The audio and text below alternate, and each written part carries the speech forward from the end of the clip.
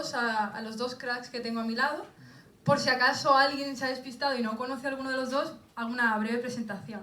Por un lado tenemos a Philippe Bagús, si no me equivoco, grado y máster por la Universidad de Münster, doctor por la URJC, donde también está ahora de profesor titular, y destacaría en la fase investigador, creo que eres, corrígeme si me equivoco, investigador colaborador del Mises Institute. Y también, en línea con el panel de hoy, destaca su último libro, La tragedia del euro, que recuerda mucho a The Keynes Against the Fed de Rothbard, y lo que hace pues, es como analiza la evolución, el surgimiento de la moneda fiduciaria desde el patrón oro clásico. También da una visión de lo que es la Unión Monetaria Europea, la parte más política, diría yo. Entonces, a mi izquierda, Óscar Vara, profesor en la Universidad Autónoma de Madrid, donde también es doctor. De él, ya a título personal, yo destacaría su canal de YouTube, que por cierto me encanta, soy muy fan. Y en línea con el panel tiene un vídeo muy interesante, lo que es una introducción a la política monetaria, que si bien es una introducción no deja de ser muy riguroso y muy entretenido. Y otro vídeo que a mí me gusta mucho, que es la inversión de la curva de tipos. Así que si alguien no conoce el canal, es una manera de iniciarse.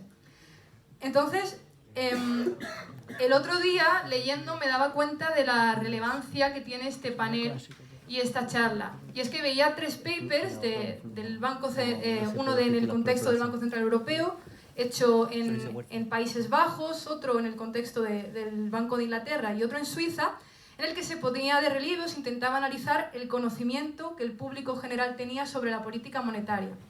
Entonces, los autores destacaban la cantidad de gente en el público general que falla en una encuesta al preguntarle sobre cuál es la misión del BCE.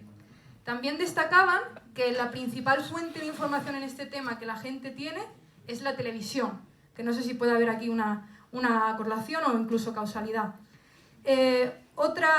Claro, y yo creo que es especialmente relevante esta falta de conocimiento en una situación donde cada vez más la gente deja de tener una posición neutral respecto a la banca central. Cada vez más gente tiene una posición activa y clara, y la tendencia en este sentido es claramente al deterioro, ¿no? Los bancos centrales pierden credibilidad y vamos hacia el descrédito atendiendo a los últimos años. Entonces, para abrir boca, quería empezar preguntando sobre la UME, sobre la Unión Monetaria Europea, tanto en términos políticos como económicos, y en concreto en línea de algo que comentábamos antes de empezar, dado que la eurozona no es una zona monetaria óptima, y yo creo que es bastante obvio que el eslabón débil está en las rigideces del mercado laboral, está en la movilidad laboral. ¿Hasta qué punto es necesaria una unión fiscal para que sobreviva o puede sobrevivir, tal y como entendemos a día de hoy, la unión monetaria? Entonces, esa es la primera pregunta que lanzo.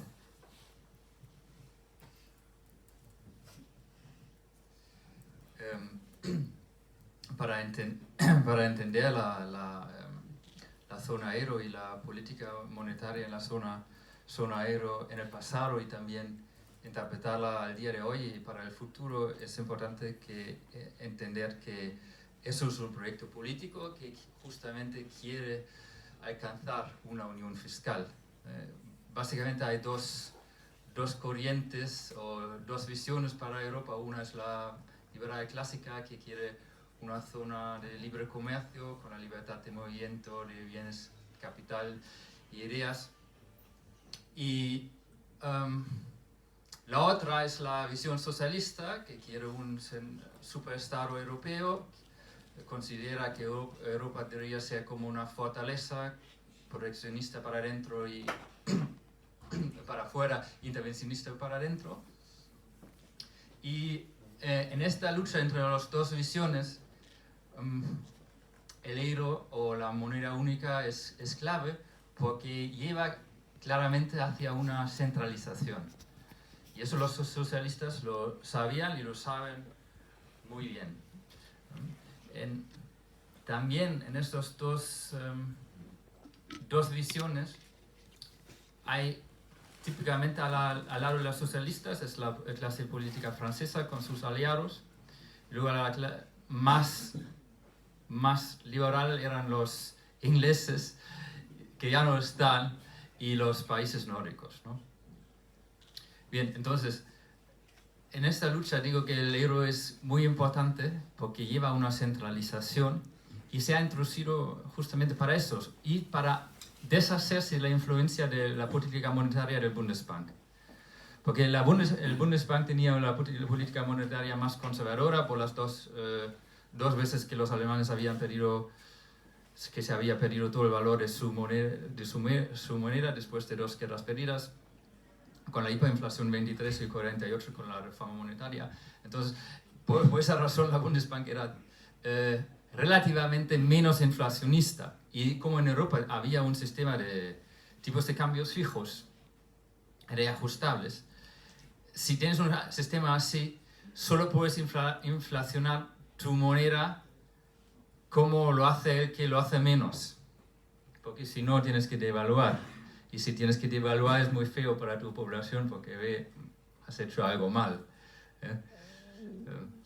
Y luego dices al político, ¿cómo es posible que se ha devaluado mi franco francés o la lira? ¿No? Entonces, tienes como un freno porque te tienes que orientar en aquel que infla menos, que tiene la política monetaria menos inflacionista, que era el Bundesbank, ¿no? Entonces, si el Bundesbank sube los tipos de interés, tú lo tienes que hacer también. Pero eso implica que puedes monetizar menos tus deudas. Es decir, te restringe tu política fiscal. No estás libre en tus gastos porque no estás libre con la máquina de producir dinero para financiarlo vía monetización. Entonces, claro, para deshacerse de este freno había que deshacerse del Bundesbank. Y eso aprovecharon cuando antes de la reunificación alemana en 89-90, Mitterrand pidió el fin del marco alemán a cambio de su apruebo de la reunificación, ¿no? Y a partir de ahí tenemos el euro y vemos también que toda la filosofía monetaria del Bundesbank se ha eliminado. De hecho, el primer presidente ha sido un holandés, luego un francés, y se pensaba que luego iba a ser Trichet, y luego se pensaba, pues ahora va a ser alemán, ¿no? que es la economía más grande y con toda la historia del Bundesbank debería ser, ¿no? Después si no es el primero, pues el segundo va a ser. Pero Axel Weber, que iba a hacerlo, pues vio que no tenía una mayoría ahí porque los bancos centrales los banqueros centrales del sur tienen una mayoría ahí estructural y querían inflar más que él. Entonces tenemos, después de Trichet, tenemos Draghi y una política monetaria expansionista que jamás se había hecho con uno del Bundesbank, jamás. Ni se habría comprado los bonos estatales, ni hubiera habido tipos de interés negativos. Bueno, ¿y qué viene después de Draghi? Ahora se pensaba que iba a venir Weidmann, pero no. Y viene Madame Trichet, Madame Lagarde, que otra nacionalidad francesa. Es decir, el plan ha funcionado. Se ha eliminado totalmente la influencia alemana en la política monetaria y ahora tenemos una política monetaria italiana o francesa. Yo no estoy tan seguro que las nacionalidades den el tipo de la política monetaria. Es verdad todo lo que ha contado Philippe.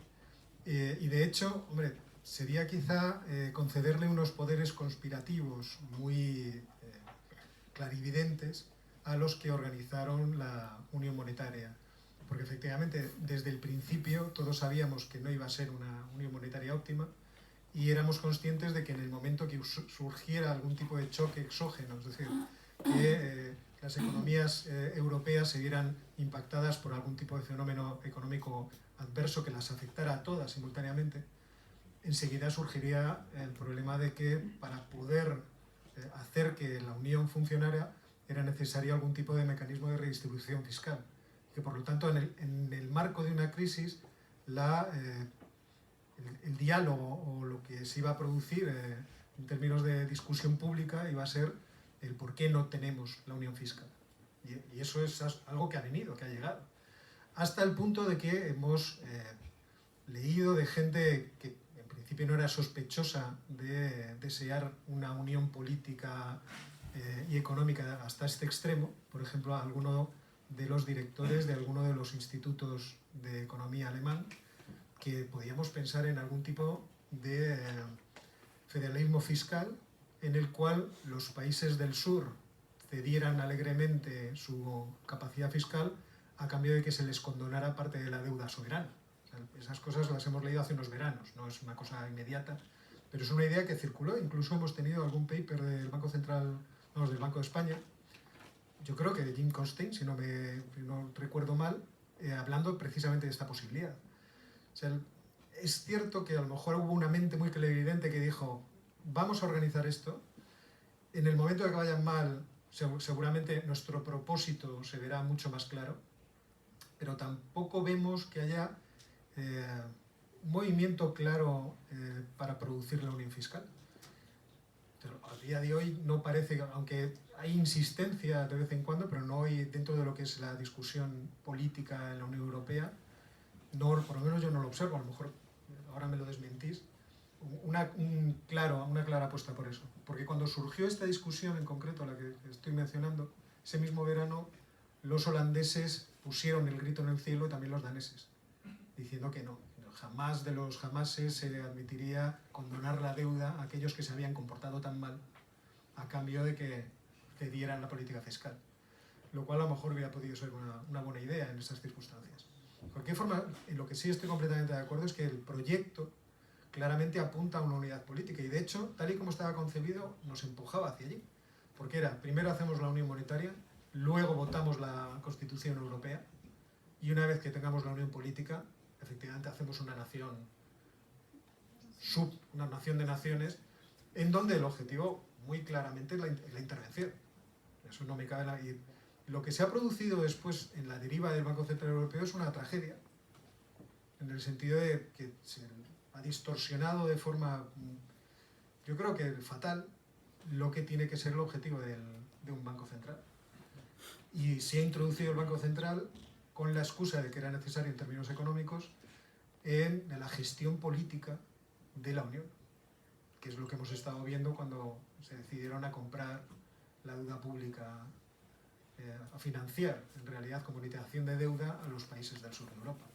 Por eso surgió, supongo que si no lo han leído las personas que nos están viendo, lo deberían leer, surgió el manifiesto de los gobernadores de bancos centrales, entre los cuales estaban Otmar Issing y Stark, criticando no severamente, sino radicalmente la política monetaria que se estaba realizando en ese momento por el Banco Central Europeo.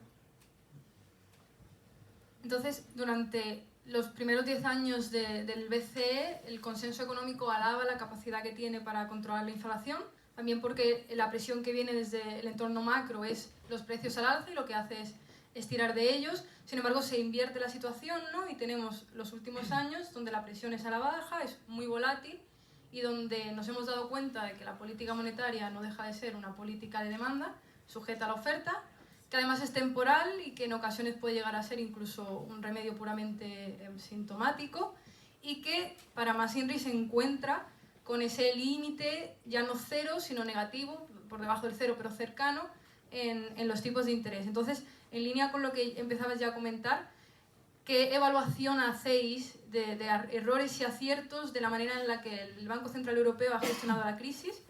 Y en cuanto a los errores, alternativas que consideráis que deberían haber sido tomadas, tal vez en línea de las que se plantean en este informe.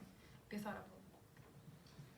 Yo creo que claramente una fractura en lo que es la vida del Banco Central Europeo estos últimos 20 años, antes de la crisis de Lehman Brothers y después de la crisis de Lehman Brothers. Antes, el objetivo que tenía el Banco Central Europeo es bastante claro: queremos una inflación que esté por debajo del 2%, y vamos a tratar de controlar el valor del dinero, cosa que, bueno, pues tiene su sentido dentro de lo que es el espíritu que mueve a los bancos centrales. Pero después de la crisis financiera, la cosa ya no quedó tan clara, porque ya no todas las inflaciones por debajo del 2% eran buenas.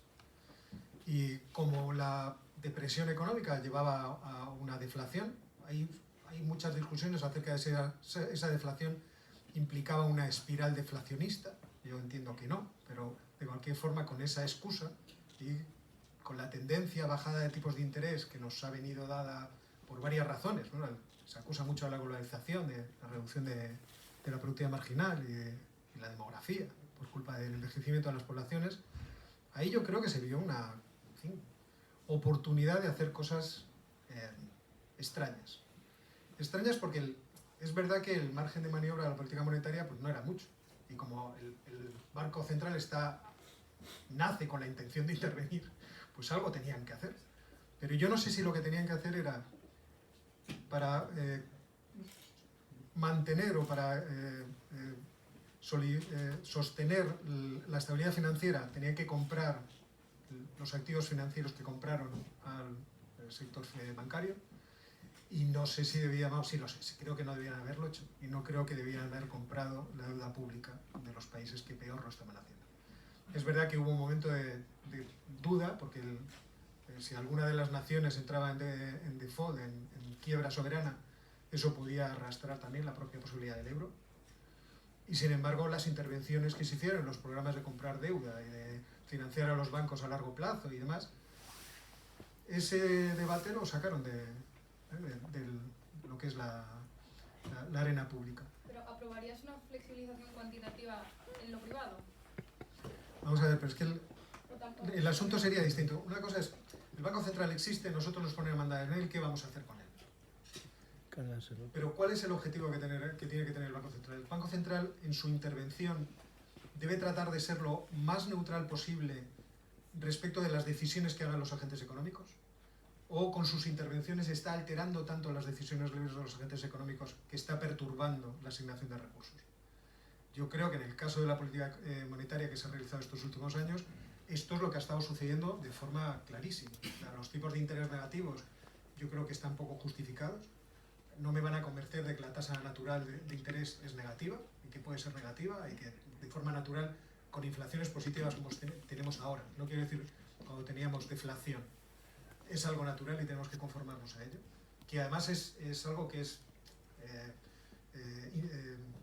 no dañino, respecto de las decisiones de los agentes económicos. Creo que está perturbando enormemente la decisión de inversión por todos los mercados, es decir, en la gente que quiera ahorrar, ya sea fondos de pensiones, seguros, pero también la propia inversión, a quién le voy a prestar mi dinero. Y todo eso yo creo que es especialmente grave. No se puede mantener mucho a largo plazo, porque esos tipos de decisiones malas de inversión acaban acumulándose. Entonces, yo no soy un técnico del asunto. A lo mejor si estuviera en el puesto de mando diría, bueno, pues tiramos para adelante para que esto no se caiga. Pero a lo mejor es mejor dejar funcionar el mercado de vez en cuando y empezar a plantearse si el objetivo que persigue el Banco Central tiene que ser este que ahora mismo pretende. Y ya mucho más con la revisión de estrategia, que me parece, en fin, un tanto discutible.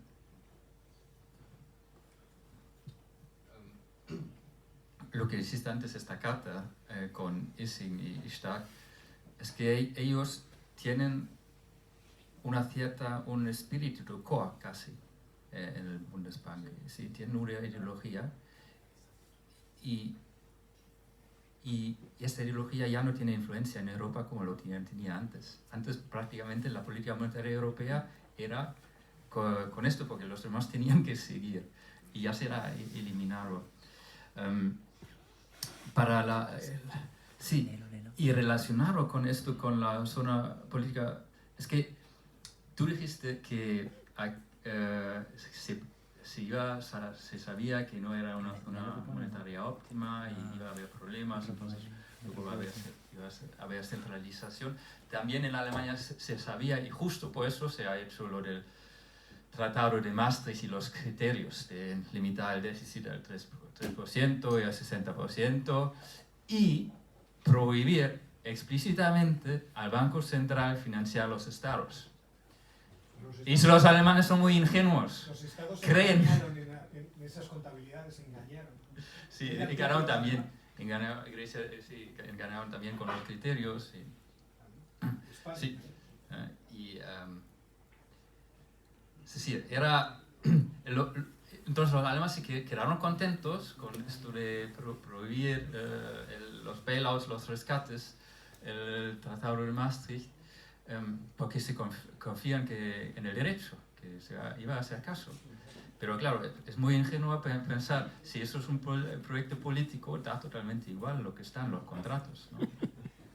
Entonces, yo creo que eso es lo peor de la política monetaria en los últimos años, sí, romper de esta manera con los contratos, porque ahora se sabe que se va a hacer todo para salvar el euro, y eso lleva un riesgo moral tremendo, ¿no? Una de las consecuencias es que todas las reformas se han parado, ¿no? Cuando Draghi dijo eso, que whatever it takes, va a ser todo, no muy económico, porque dice que los costes me dan totalmente igual. Los costes lo que sean. Entonces, sí, es bastante fuerte que dijo eso, que los costes le dan totalmente igual. Entonces, se han quedado ahí todas las reformas, ya no hay más reformas y estamos ahí con una política monetaria que es inflacionista. Y lo que dijiste antes también, lo de la propuesta de reducir la deuda a cambio de reformas o dejar política fiscal, pues eso ya se ha hecho, se hizo en Grecia, se hizo en Portugal, pero es decir, pasos en esta dirección ya ha habido y quieren Macron ha propuesto, quiere un ministro económico, un ministro de finanzas para la zona euro, la propuesta está ahí, y quiere cambiar el European Stability Mechanism, lo quiere cambiar en un Fondo Monetario Europeo, sí, que redistribuye también, es decir, los pasos están ahí claros y se podría prever. Pero mi pregunta ¿es necesario poder sobrevivir la unión monetaria sin esa unión fiscal? ¿Necesitamos esa unión fiscal para salvar la monetaria? ¿Puede existir la monetaria tal y como la tenemos construida? Pues había que cumplir los contratos, entonces, pero como los políticos no están ahí a los contratos, es que si todo el mundo hacía caso al Stability and Growth Pact, al Pacto de Estabilidad y Crecimiento, pues el euro podría sobrevivir perfectamente, pero perfectamente. De hecho, es otra cosa. En 2012, cuando pidieron a Alemania el sí al Fondo de Rescate Permanente, el European Stability Mechanism, lo querían hacer permanente, Alemania dijo, pues, si hay este fondo de rescate, entonces queremos hacerlo más duro, lo del Pacto de Estabilidad y Crecimiento, para que no tenemos que rescatar a nadie. Y lo hicieron, y todos lo firmaron, y ahora el pacto dice, el Fiscal Compact dice que el déficit solo puede ser el 0,5% si tú tienes tu deuda encima del 60%, por medio del ciclo. Es decir, en tiempos buenos deberías tener un superávit. Y cuando hay una recesión fuerte, pues sí, puedes ir hasta el 3% del déficit. Para que por el ciclo está un presupuesto equilibrado. Y además, si tienes más de 60% deuda por BIP, tienes que reducir todos los años el 20% de la diferencia. Es decir, si tienes 100% como España, diferencia entre 100 y 60, 40, el 5% de 40, el 2% deberías tener un superávit. A ver, España ha tenido un superávit del 2% en los últimos años, además donde ha tenido un crecimiento del 3%. No, es decir, otra vez, no hacen ni caso a los contratos. Entonces, sí, podría ser posible un euro si cumplieran los contratos. Si no lo hacen, pues se necesita un supercontrolador, que es el Estado Fiscal Central, que controla a todos. Pero, ¿qué son los intereses una vez que tenemos este Estado supercentral? Pues ya no hay competencia y ya no hay límite para él.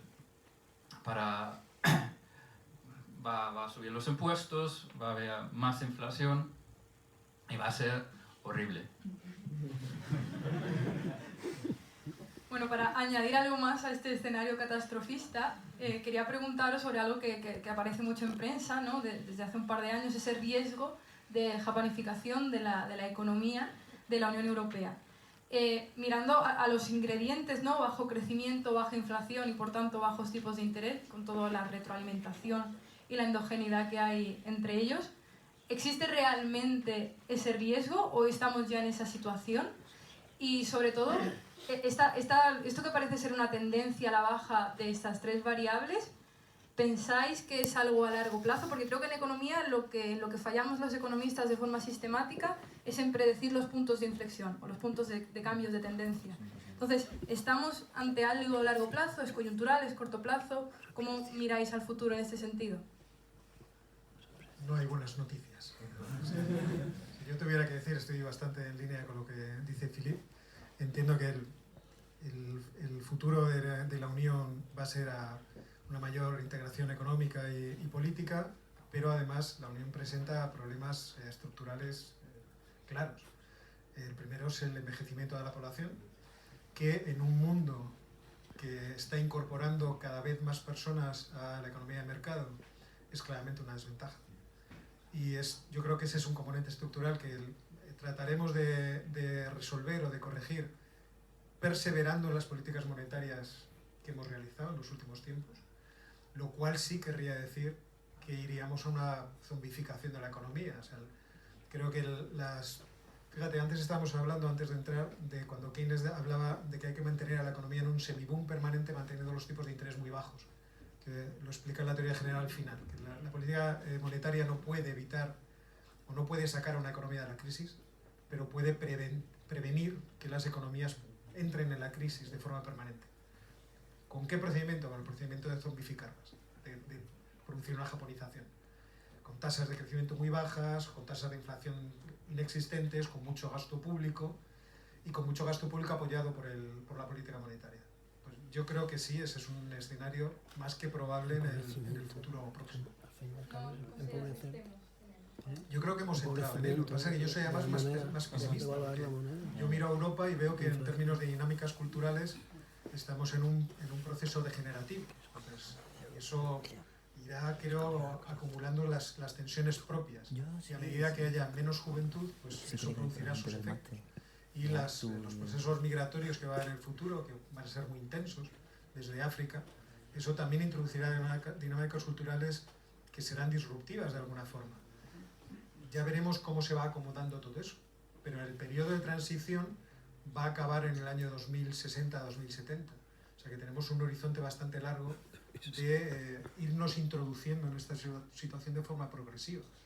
Con lo cual, a largo plazo vamos a tener esta situación. Yo no creo que eso vaya a cambiar de forma muy rápida.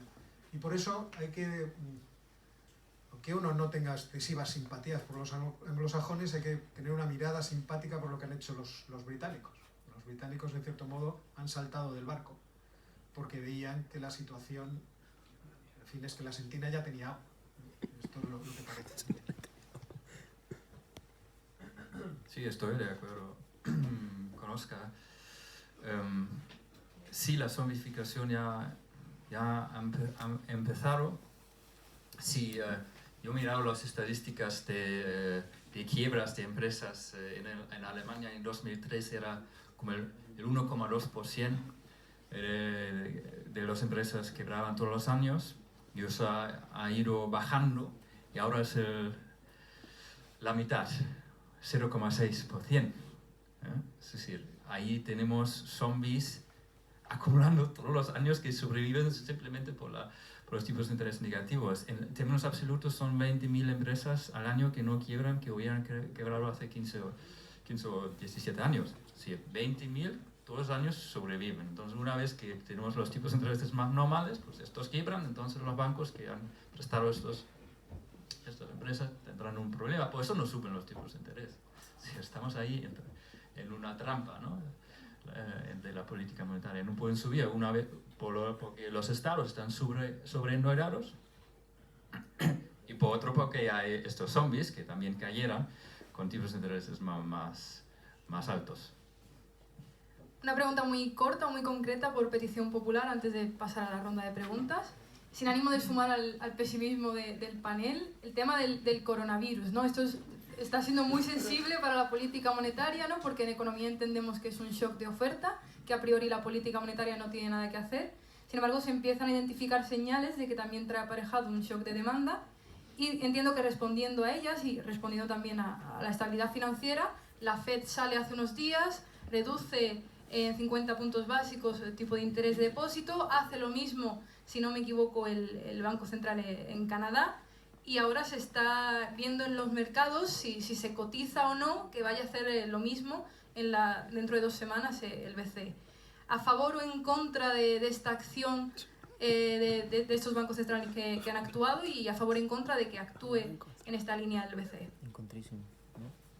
Desde el punto de vista de la lógica del Banco Central, está claro que bajar tipos y expandir la masa monetaria es lo lógico ante estos tipos de shocks. O sea, es evidente que el coronavirus va a ser más grave de lo que creemos, va a afectar por los dos lados del mercado, y lo que uno diría desde un punto de vista, en fin, de macro de primero, pues bajen ustedes tipos, aumenten la masa monetaria, traten de impulsar la actividad económica, aunque esto no va a evitar que se cortocircuiten las cadenas de valor.